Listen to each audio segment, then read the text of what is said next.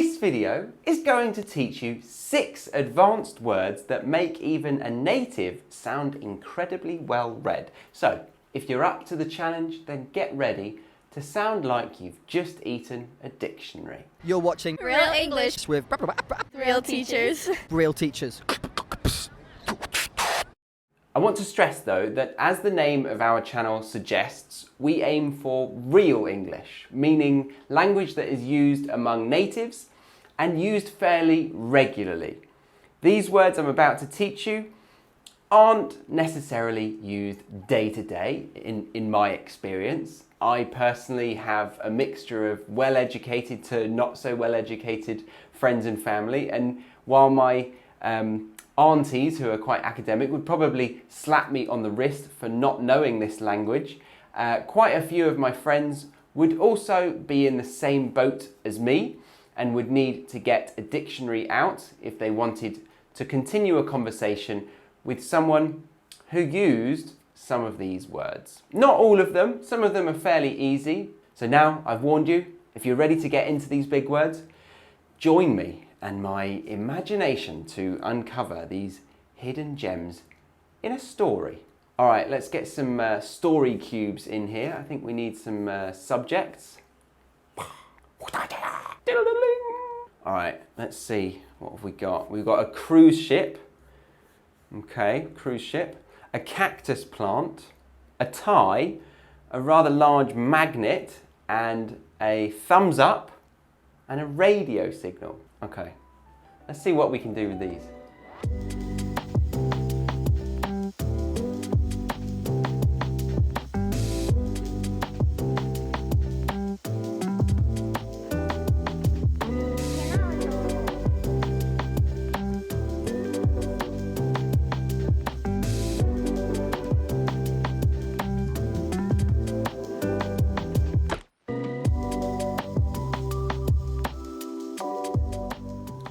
Let's begin at sunrise when the sun began to shine.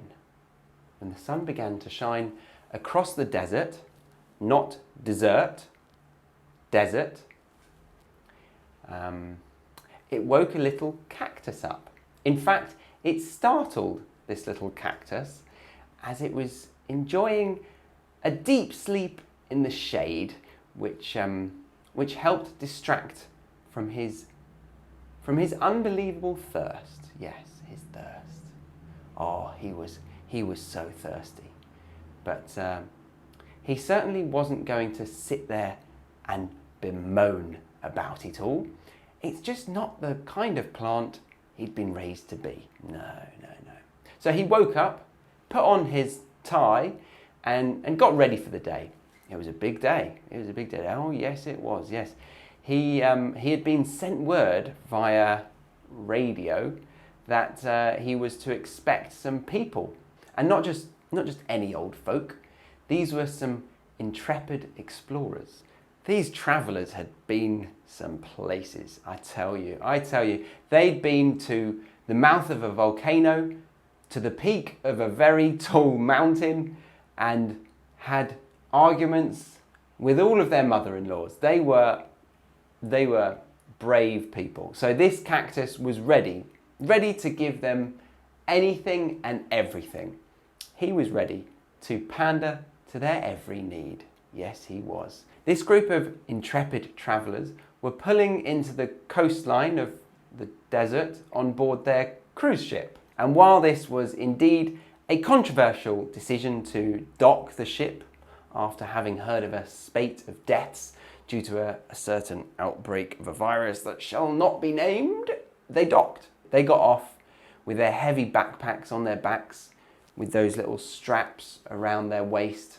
One of them was a little larger than the average intrepid adventurer, so she made everyone wait 10 minutes while she was sorting out her straps because they weren't quite fitting. Anyway, I'm getting into the minutiae of this story. Let's fast forward.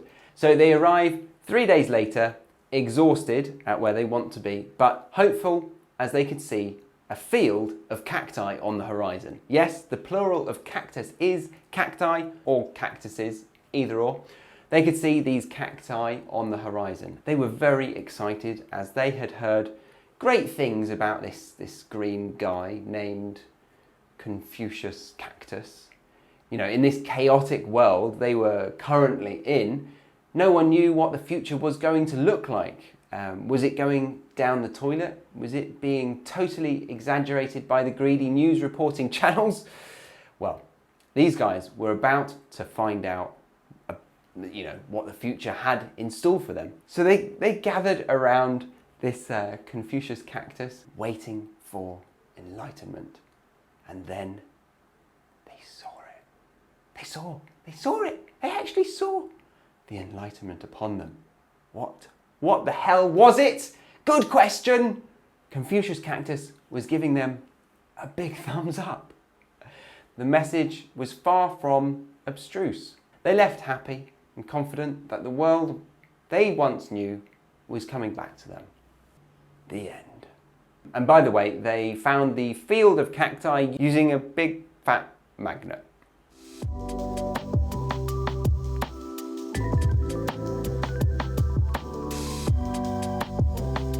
Right, I used quite a few advanced words in that story, so if you are a non-native and you understood me, then pat yourself on the back. You've come a long way with your language learning journey.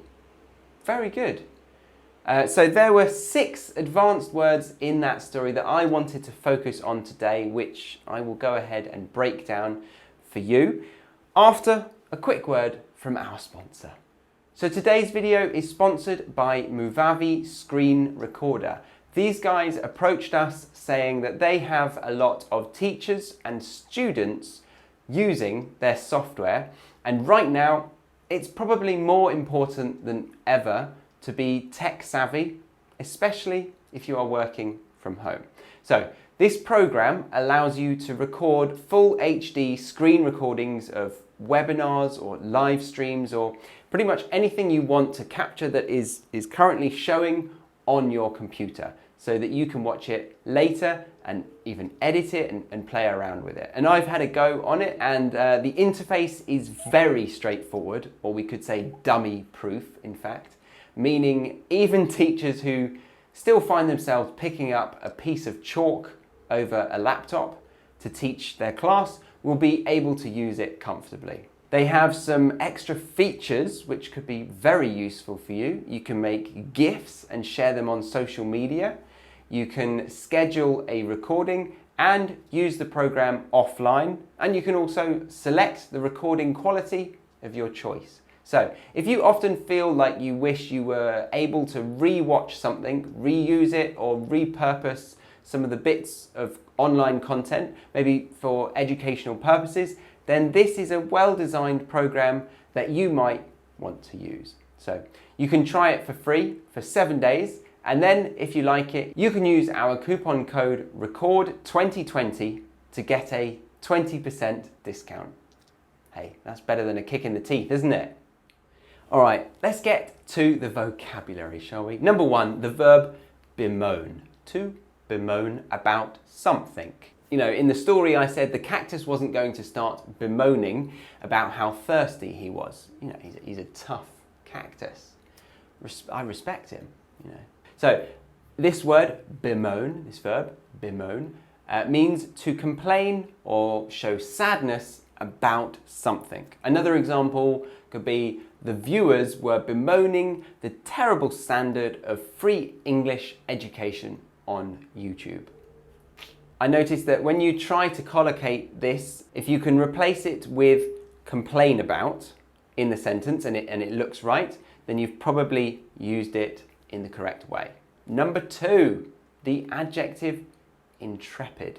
Did you pick up on that one? Intrepid. This one is a bit easier to use correctly. It means extremely brave and showing no fear of dangerous situations. You could think of The Lion King. Simba. Simba.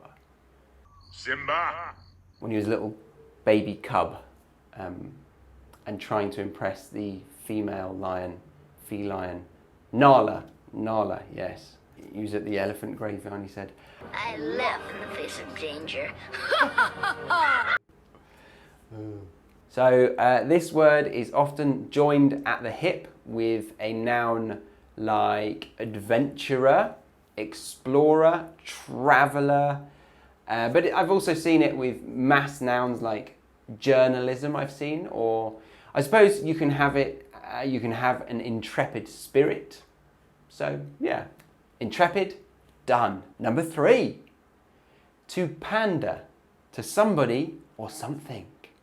A nice phrasal verb that is disapproving in its nature. I used it to suggest that the cactus was going to do whatever the people wanted, which isn't always a good thing. The exact definition is to do or provide exactly what a person or group wants, especially when it is not acceptable, usually in order to get some personal advantage. So that, yeah, there's a lot there. It's quite a layered definition. But if we go back to the example in the story, it means that the cactus had maybe a personal advantage out of giving these people what they wanted. Anyway, another example could be to say that it's bad when a mother panders to her son's every need.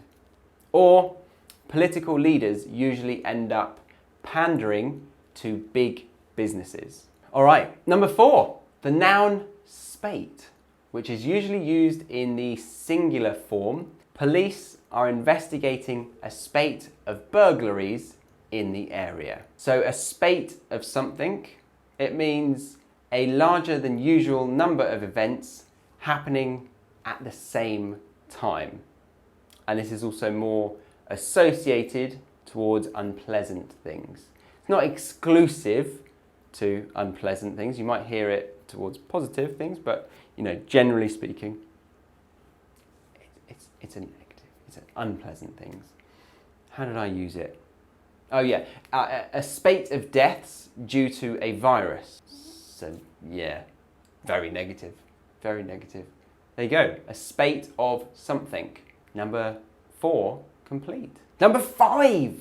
Number 5, the word that gets the pronunciation award for this video, the plural noun, minutiae. Minutiae. Now I know there are quite a few ways to pronounce this. I'm just going to teach you one. I think this is the nicest sounding version, and from what I can see, it's usually considered as the British pronunciation. So minutiae. Minutiae.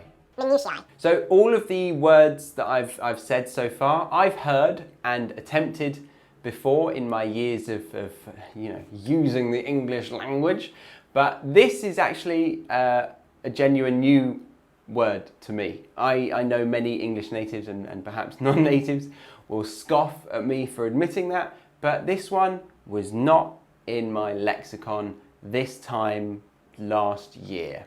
I admit it. I admit it. Sue me, sue me. I didn't know it. But let's learn it together. So it means the small and often not important details. So I'll throw some synonyms at you. So details is a good one. Specifics, trivial things, or perhaps non-essentials.